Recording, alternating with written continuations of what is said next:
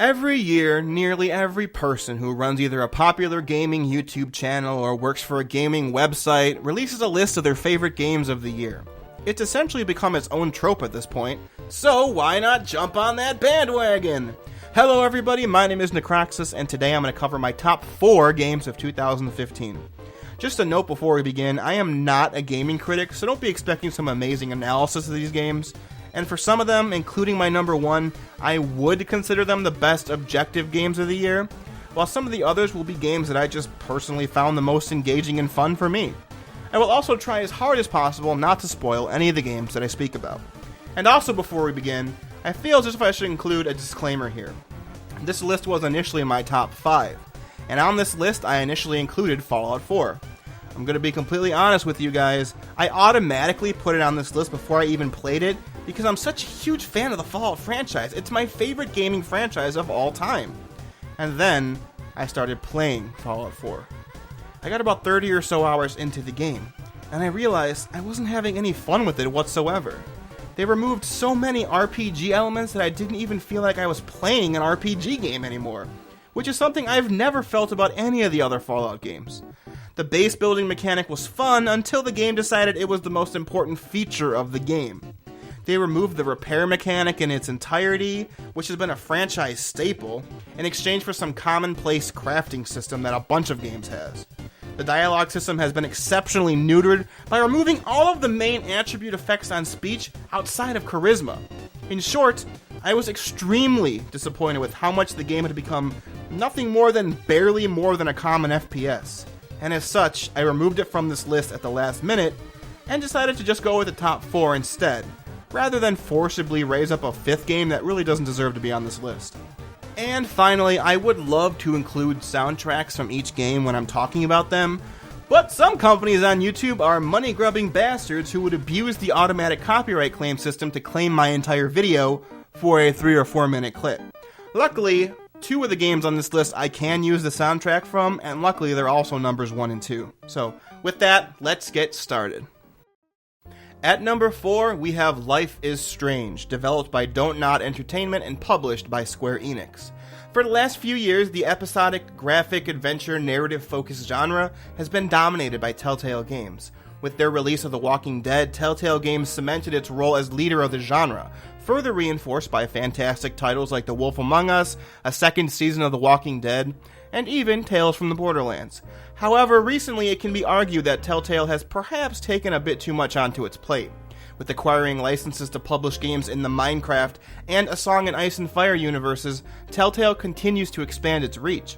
Yet the 2 titles developed from them, Minecraft Story Mode and Game of Thrones Season 1, have not been as well received as titles that catapulted them into popularity. And if you're a fan of my content, you'll have seen my playthrough of the first season of Game of Thrones. Suffice it to say that while I enjoyed the first 3 episodes, I absolutely despised the latter half of the season, and personally consider it the worst Telltale game they have ever released, by a mile. I was so disgusted with the ending that I'm all but refusing to buy Season 2. Enter Don't Nod Entertainment and Life is Strange. Released on January 30th, Episode 1 of Life is Strange improved both upon the narrative-based genre's tropes, as well as introduced a time travel mechanic that affected not only the story, but the gameplay as well. Suddenly you, the player, were no longer just sitting back and picking between 2 or 3 choices every hour or so. Choices that, as Telltale continued to produce more and more games in recent times, seemed less about dramatically changing the story, and more about homogenizing it but pretending the choices still mattered. Life is Strange seemingly took this criticism of Telltale to heart with the introduction of the time travel mechanic. Now, you are able to see the short-term consequences for your actions without being locked into that specific choice. Max, the protagonist, is able to rewind time a few minutes after she makes a choice, and choose otherwise if she so wishes, as many times as she wants. This mechanic alone automatically puts Life is Strange above the Telltale games for me, because it scratches that itch that I assume most of us have when we play games like Walking Dead or The Wolf Among Us. The itch of, what happens if I choose this instead? And yet Life is Strange also keeps the mystery of long-reaching consequences for your narrative choices as well. Life is Strange nails the short-term, medium-term, and long-term choices incredibly well. For example, in the first episode, there is a moment where as Max, you are out at a diner with the other main character of the game, Chloe. And in this moment, you will receive a phone call from another character. Whether or not you choose to take the call will affect Chloe's immediate disposition towards Max, as well as Chloe bringing it up later in an important moment if you did choose to take the call. And finally, whether or not you take the call will affect a massive moment in the story for the character who is calling Max. Yes, the dialogue in Life is Strange is most certainly hipsterish and cringy at parts, and some of the characters can be downright unbearable. However, for a story set in a specialized art high school, this makes sense. I don't think a lot of critics of the game understand this. Max as a main character is incredibly realistic and relatable, yet refreshingly is okay with her time travel powers that she obtains within the first 10 minutes of the game. In many other narrative-based games and even plain movies or stories, being given powers over time often results in hours and hours of hand-wringing about their powers and how to use them properly. While Max, meanwhile, proceeds to use her powers to make choices that seem rather innocuous at first, like stopping a stray football being thrown by a jock from hitting a random passerby. However, as mentioned earlier, these choices have both immediate and long-term effects. Besides Max and Chloe, the rest of the supporting cast is also well-rounded and deep.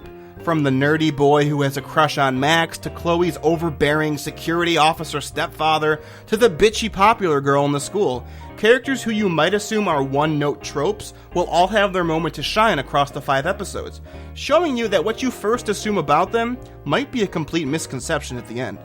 And finally, we come to the big narrative choices in Life is Strange. Those wham moments that make you sit back in your chair and just contemplate the story for a minute or two. You'll be happy to learn that Life is Strange hit those emotional high points, and also throws you for loops in the story that you just won't see coming.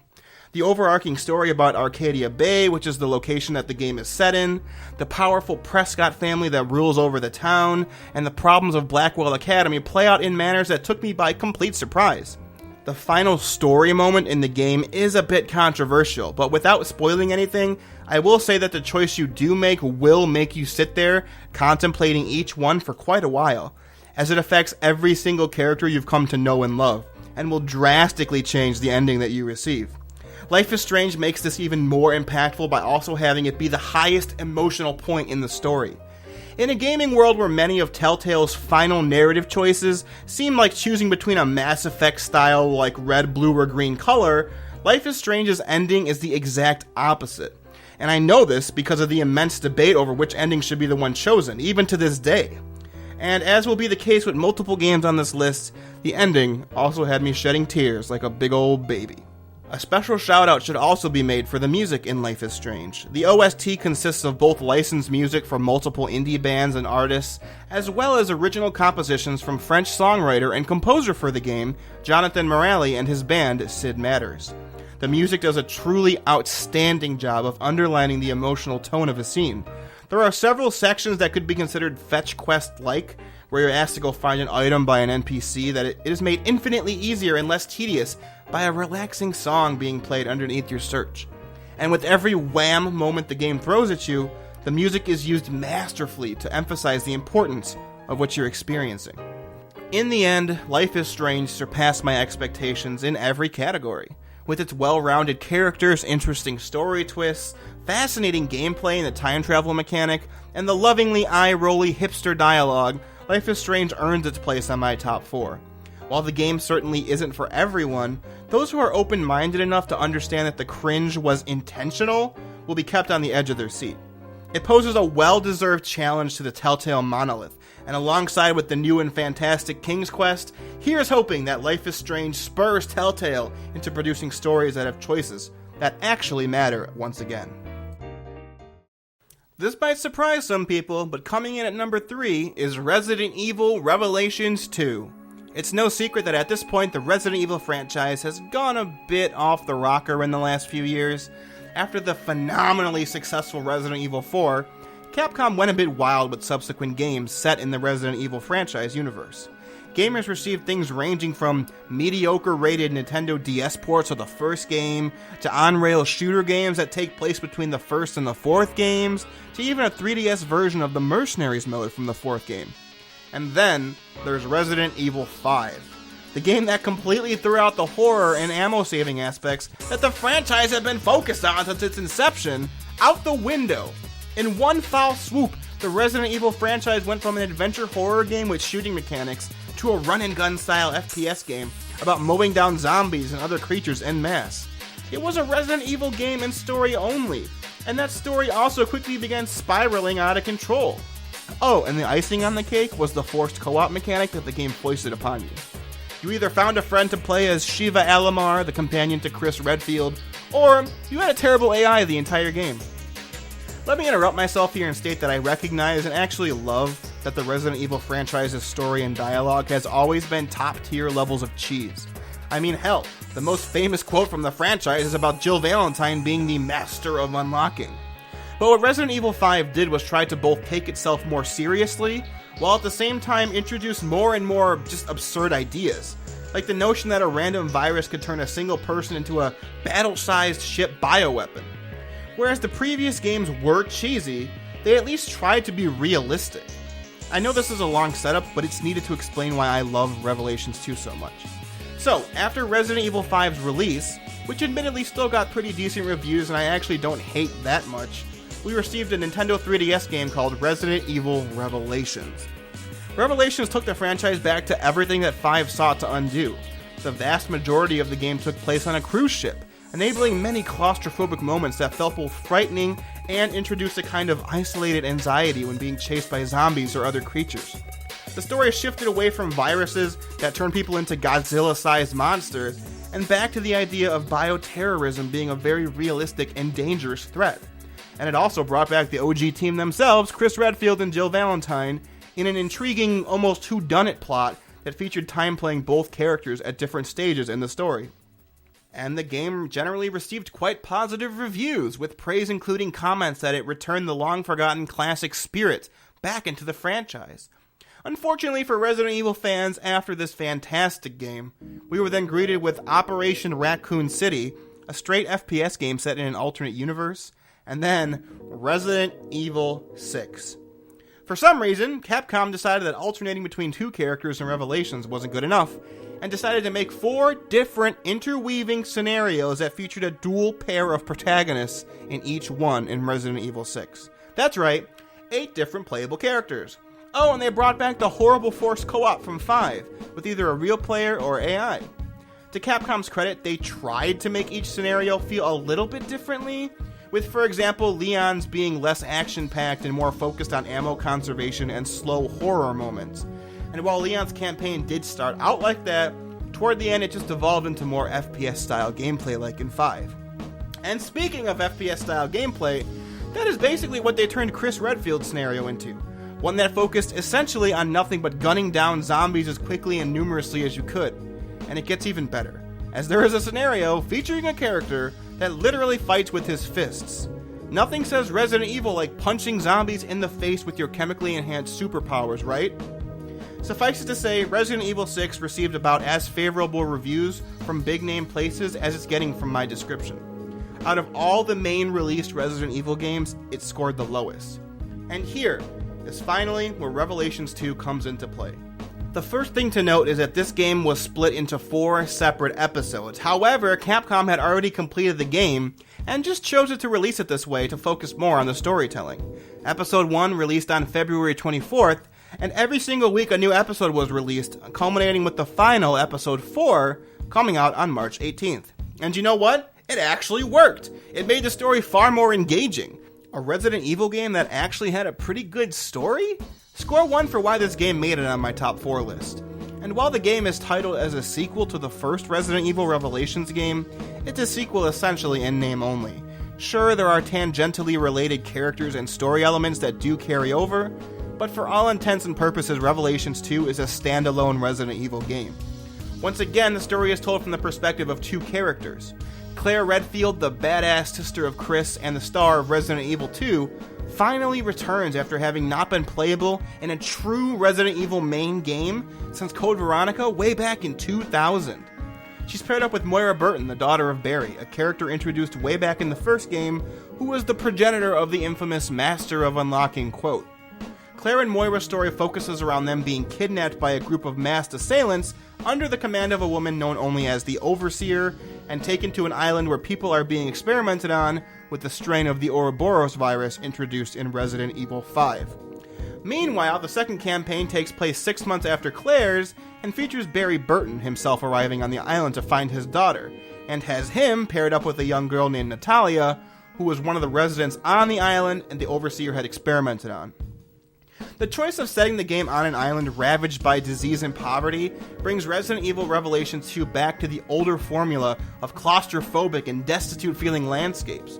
While there are a variety of stages on the island throughout the game, such as in a prison, in the sewers underneath an industrial factory, and a laboratory toward the end of the game, which by the way is a staple of the franchise, you never feel safe.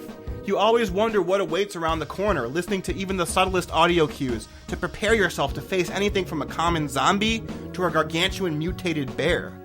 But what makes the story so fascinating is that each episode is split essentially equally between Claire and Barry, and the 6-month time frame window between them offers plenty of opportunity for intriguing and clever game design. Choices you make in Claire's campaign affects Barry's. For example, ways you kill certain enemies as Claire will impact how Barry deals with them in his campaign.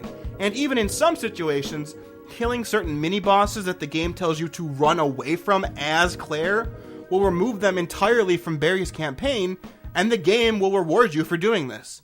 The collusion between the two campaigns does not end there. Ways that you tackle puzzles with Claire will likewise change how Barry has to deal with them in his campaign.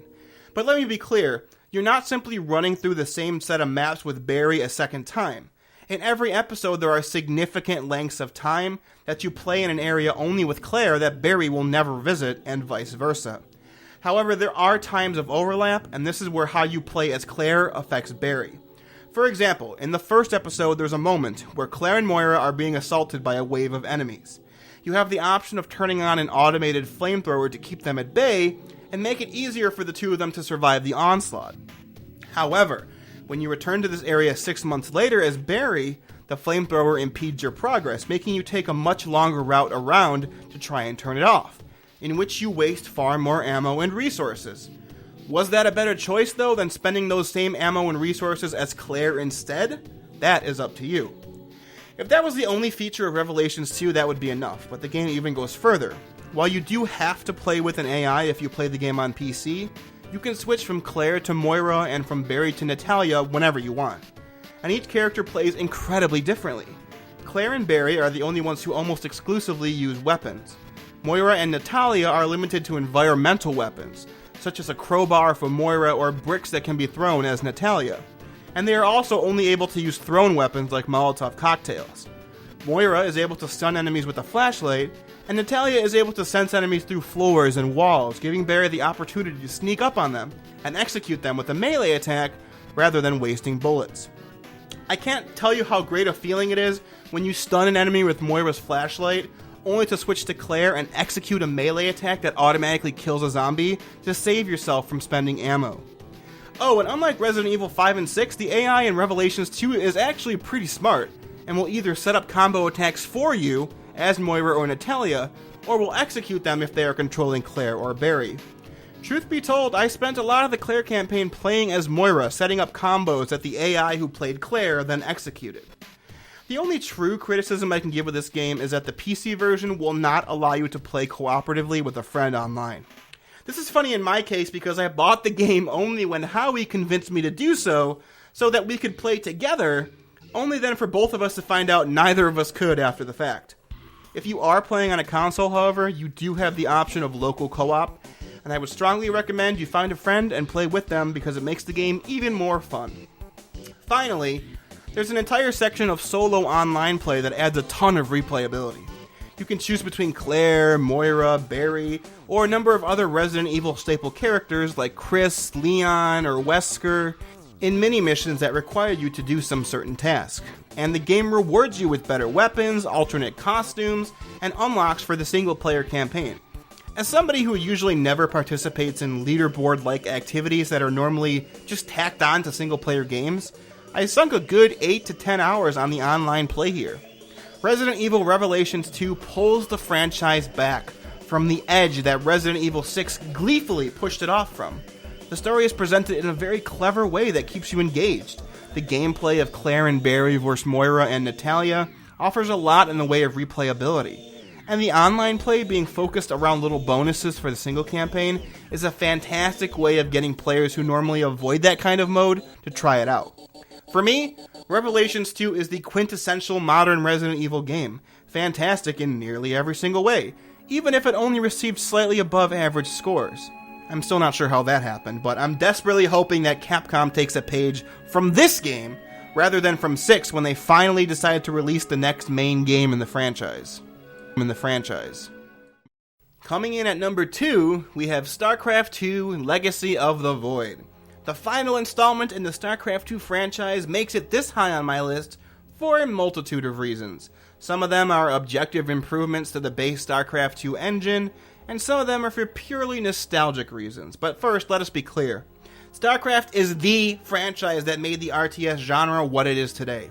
Yes, Westwood Studios helped kickstart the beginnings with their amazing Dune and Command & Conquer franchises, but if you took Blizzard and StarCraft and Warcraft out of the picture, there most likely would not be an RTS genre anywhere like what we have today. And that's coming from someone who's a massive Command & Conquer fan, by the way. From a technical standpoint, Legacy of the Void continues what is commonplace in every expansion to Blizzard's iconic RTS series, with new unit types and balance changes to the meta. It should be noted here that I absolutely refuse to play StarCraft competitively, and that's only because I'm terrible at it and I don't feel like smashing my face into a brick wall knowing that I'll never improve. Besides the typical new units that they add every expansion, what sets Legacy of the Void apart from every other entry in the StarCraft franchise, including the original game and Brood War, is the massive expansion of online play that was just beyond simple PvP matches. These include adding an officially sanctioned online automatic tournament play that reward achievements and trophies to your account, to improvements in the marketplace, and an expansion of the mastery system for solo play beyond just the campaign. But the thing that puts Legacy of the Void over the top is the new co-op mission system, an online multiplayer game that pitted you against the game's AI rather than other players. While initially 6 but now totaling 7 completely unique and individual hero classes to play, co-op missions offer hundreds of hours of new content. Choosing to play either with a partied friend or a randomly assigned online partner enables you to choose what kind of playstyle you want. Interested in testing your skills to the absolute maximum? Team up with a friend and tackle co-op missions on Brutal. Or, if you just want a casual fun time when nobody's around to party up with, choose normal mode and play with the randomly assigned person online. With each commander having wildly different abilities and units available to them, the options are almost endless. The leveling system of unlocking more abilities and units further enhances the desire to continually come back to this mode. Moving on to the actual campaign of Legacy of the Void, personally, I cannot imagine a better conclusion to the nearly 20-year story Blizzard has been building up to since the original StarCraft, which first released in 1998. I have the entire playthrough uploaded on my channel, if those of you who are watching this video want to see my run-through, but suffice it to say, I had an absolutely fantastic time the entire way through. The new characters that were introduced were, for the most part, complex and fascinating, and the conclusion to the stories of established characters, like Zeratul, Artanis, Raynor, and Kerrigan, ranged from tragic to heroic and even emotional. For the second time on this list, I'm happy to admit the conclusion of Legacy of the Void's epilogue had me weeping like a little baby. I know the finale of the epilogue got mixed reviews story-wise from various gaming YouTube personalities and websites, but personally I found it completely fine and totally in tune with the tone that Blizzard had given StarCraft over these decades. My criticism of the campaign really only extends to the point that, to me, it felt as if the missions variety was slightly more varied in the previous title, Heart of the Swarm. But in the grand scheme of things regarding this epic conclusion to the StarCraft story, that really matters very little. What new types of mission modes were added in this expansion, however, were absolutely a blast to play. There's a mission toward the end of the campaign that involved physically moving the platform that your base was centered on around the map to new resource load locations that I just couldn't get enough of. I loved it. But Blizzard isn't stopping with just the conclusion to the overarching story. Mission packs that introduce new campaign stories are coming down the pipe later this year. The first of which is focusing on the Terran Ghost Nova. And while these essentially are just paid DLC packs, if they all have the layer of polish that Legacy of the Void has, then I'm more than happy to pay for them. Plus, I love Nova and want to see where her story is going, as well as the ramifications of the end of the campaign on the Caprulu sector. Finally, we come to the nostalgia part of my reasoning. If you'll allow me to get a bit personal for a moment, I just have to say that Starcraft has had a place in my heart for many, many years now, and I actually remember my first time playing the game on my Nintendo 64, back when I was about 8 or 9. And yes, I know the N64 version sucked, give me a break, I was 8 or 9. There were a couple of games that really helped me through some rough times in my life, and Starcraft, along with Diablo 2 and Warcraft 3 were the primary ones. After I finished 8th grade when I was about 13, my family moved away from my hometown to over an hour away south. Without getting too specific, suffice it to say I was not a fan of that decision. I rarely saw my real-life friends after that moment until I bought my first car when I was 18, but I kept in contact with the few of them that I did over the internet and through our play of games like Starcraft and Diablo 2. They helped me cope with the feeling of loss that I felt and retreating from social activity in response to moving away from everything I knew. There were times where I was so depressed I had actually contemplated suicide, but video games, primarily Starcraft, Warcraft 3, and Diablo 2, they saved my life.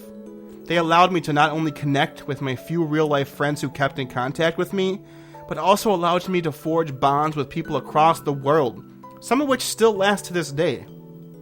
The end of StarCraft 2's story, much like the final Harry Potter novel to me, is a bittersweet moment.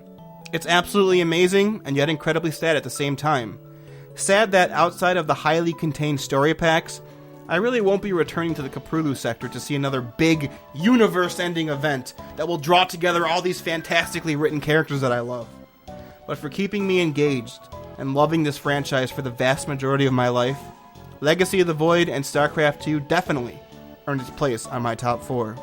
Hell, without Blizzard and their 3 main franchises, this channel wouldn't even exist.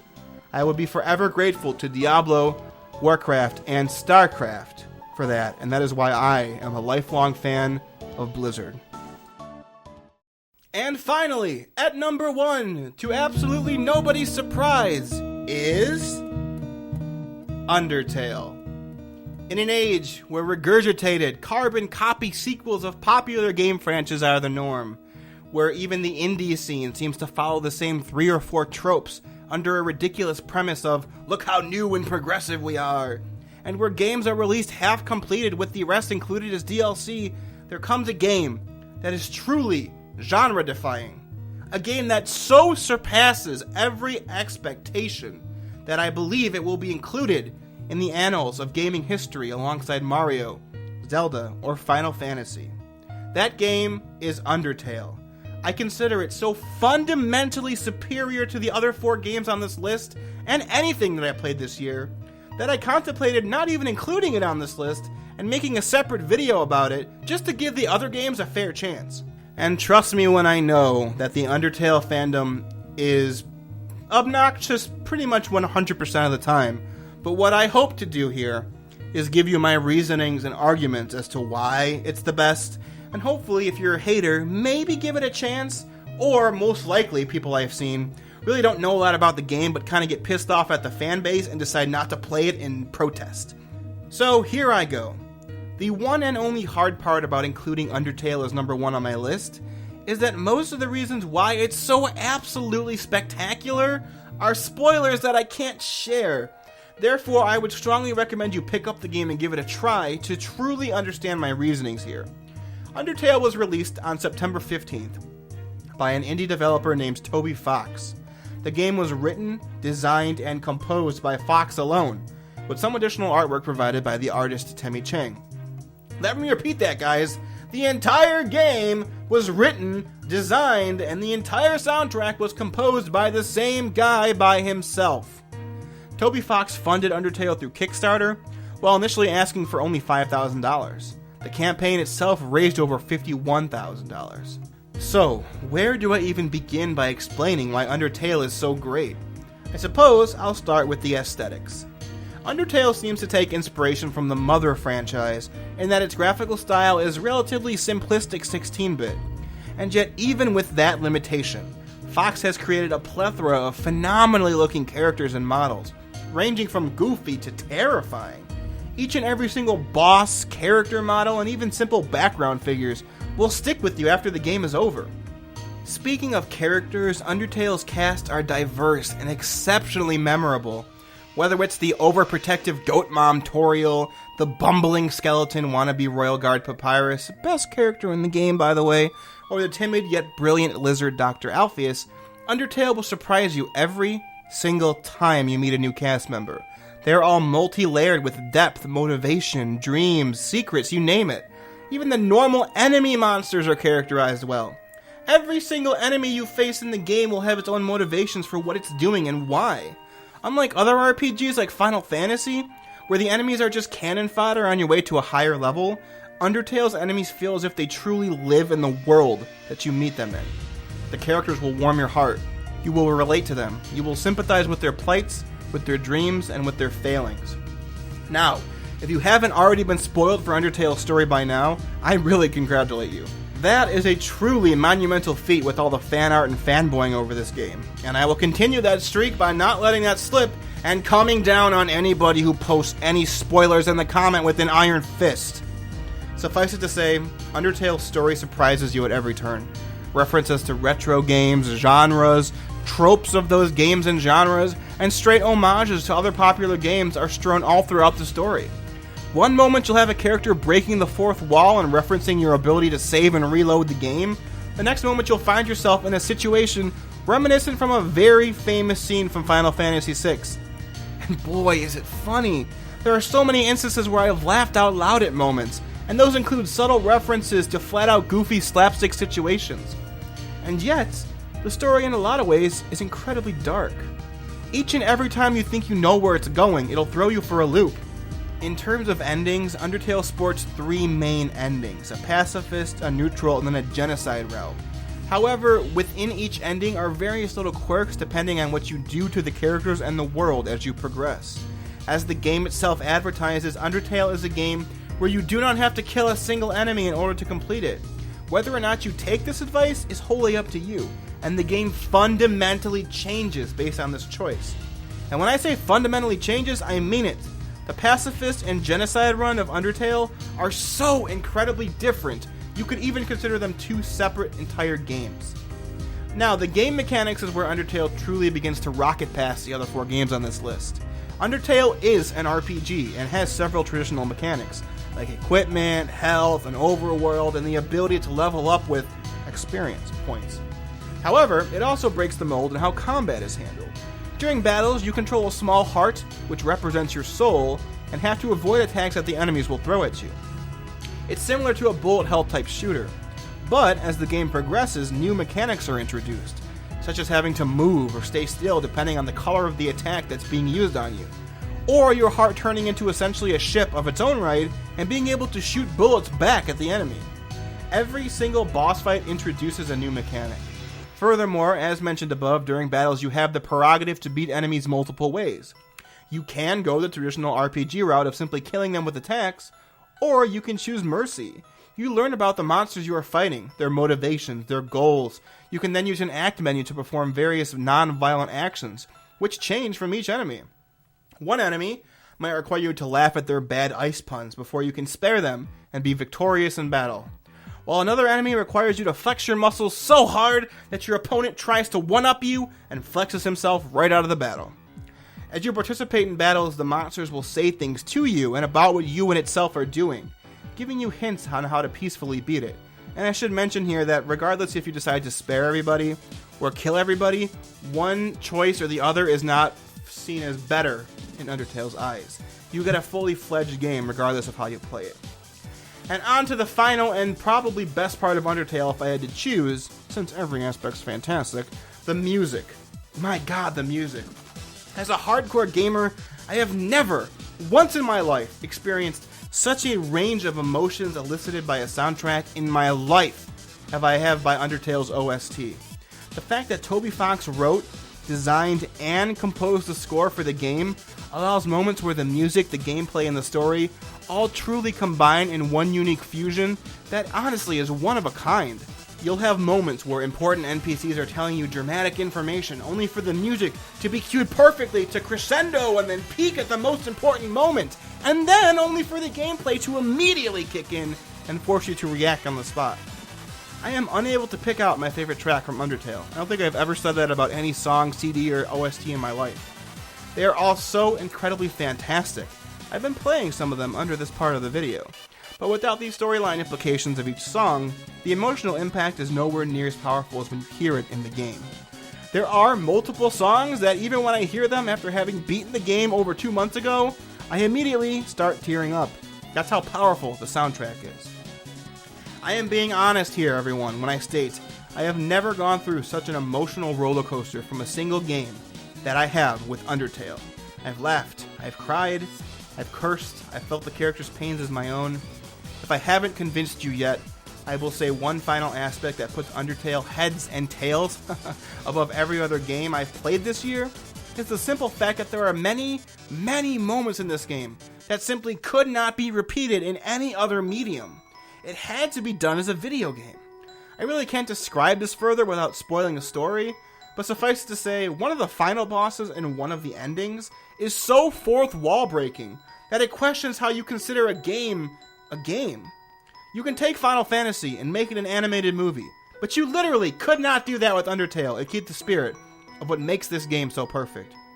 And perfect is a word I have never ascribed to a video game. I've always been able to find fault in something, even my formerly favorite game of all time. But perfect is the only word I can find in my vocabulary to describe this masterpiece of a video game.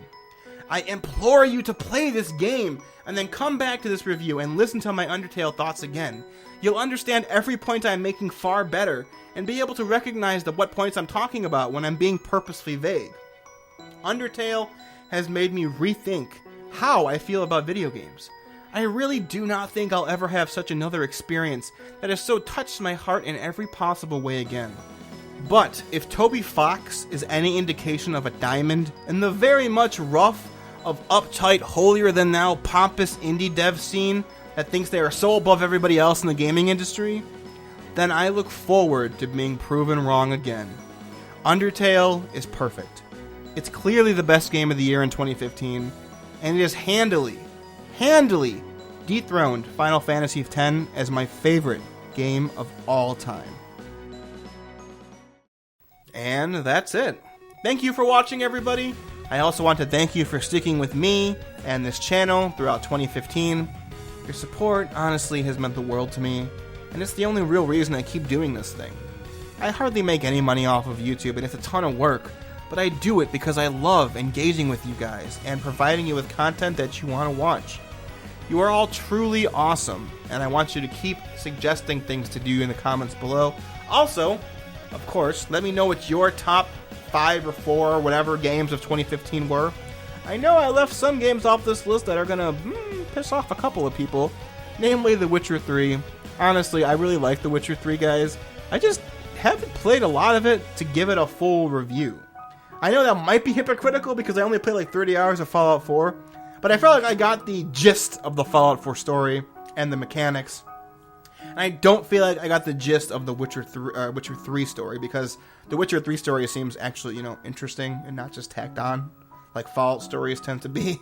So, once again, let me know your favorite stories in the comments below, and also any suggestions for comments you want to see coming up, outside of more Legion stuff coming when they bring back the servers. I also plan on doing random Let's Plays here and there. One of my favorite games of all time, Final Fantasy IX, is finally getting a PC port. So I think it's happening in April this year.